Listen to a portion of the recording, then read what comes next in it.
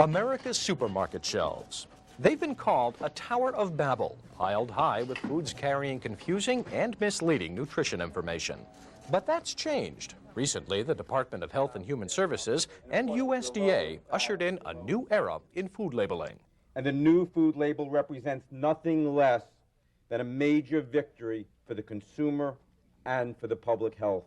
The biggest change is in the Nutrition Information Panel. These panels generally contain information about a product's calorie, protein, carbohydrate, fat, sodium, vitamin, and mineral content. The revised panels are called Nutrition Facts. As part of the changes, the serving sizes are much more realistic. Calories per serving are listed, and now so are calories from fat. The total fat content is indicated, as is saturated fat. Cholesterol, sodium, and total carbohydrates, including fiber and sugars, are accounted for. Protein is listed, along with vitamins and minerals most important to today's American diet. But the biggest change is here, in a column known as the percent daily value.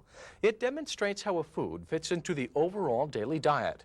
In other words, if a food contains 3 grams of fat, consumers will immediately know that's 5% of their total daily intake, based on a daily diet of 2,000 calories. When you're given a percentage and you see that this is 50% or this is 10% of your expected daily total, then you know very quickly that this food either contributes a lot of fat or a little bit of fat, and how to plan the rest of your diet around this particular food. Some food labels will include a more detailed explanation of the percent daily value based on daily diets of either 2,000 calories or 2,500 calories. These footnotes will allow consumers to determine their intake of nutrients accordingly. Although many people consume more or fewer calories, these values can be used as a reference point and as a way to compare foods. By 1994, every food product in American supermarkets will have redefined labels. For raw meat, fish, and poultry, nutrition information will be voluntary and expanded to include additional nutrients. Previously, meat and poultry product labels could include the terms lean and extra lean based on the amount of fat that the product contained. Under the new regulations, the criteria for allowing those terms will be based not only on the amount of fat, but on the amount of saturated fat and cholesterol as well.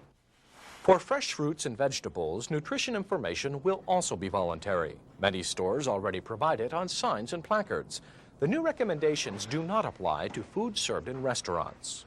This food label, which will be on virtually all foods, will be a benchmark for nutrition information well into the 21st century. According to the Food and Drug Administration, these changes in food labels represent an important shift in the way Americans view nutrition and health. In the past, there was a lot of concern about vitamin and mineral deficiencies, but in the last 20 years, you're looking more at diseases such as heart disease and cancer, where sometimes nutrient excesses are much more of a problem. And the new label that's coming out reflects these changes. The revisions in food labels include standard definitions for words like reduced, free, and low, words that have been pretty light on meaning. Also, for the first time, the new food label will explain how certain nutrients can prevent or promote disease. They come at us from all directions. It's impossible to walk into a grocery store without being bombarded by sayings, slogans, words, and phrases that entice us to buy. They're called descriptors, but what exactly do they describe? People would look at a bottle of olive oil that said light and assume it was lower in calories or fat or some nutrient, and it turned out the company put that label on there because it was a lighter color or had a lighter taste. Now, as part of the revamping of food labels, all food descriptors will have standardized meanings, their definitions set by the FDA. For meat, fish, and poultry, the same descriptors will be used, along with new definitions for lean and extra lean. To be very simple, lean will mean a product that has about 10% fat in it, and extra lean will mean a product that has about 5% fat in it.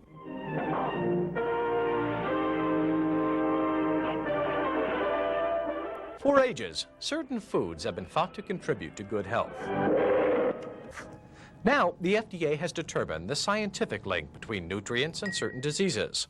And for the first time, these relationships may be indicated on the front and back of many food products. This product indicates that diets low in saturated fat and cholesterol may reduce the risk of heart disease. Others may indicate that calcium can prevent osteoporosis. or that low-sodium foods may reduce high blood pressure. Diets low in fat and high in fiber can boast of reducing the risk of some cancers and heart disease, while fruits and vegetables high in vitamins A and C may also reduce the risk of some cancers. The health claims will only be allowed on those foods that meet very strict criteria. Foods which, when added to the total diet and substituted for other foods, will make it very easy for consumers to reach dietary goals for a healthy diet. The connection between diet and health has never been so well defined. We've all been told, for example, not to get more than 30% of our calories from fat. But to make the link even clearer, the federal government has designed this food pyramid. It's built around 5 food groups. At its base are foods like breads and pastas that should be eaten in greatest quantity. Foods that should be eaten sparingly, like those containing fats, oils, and sugar, are at the top. The new food labels will greatly enhance consumers' ability to build this pyramid each and every day.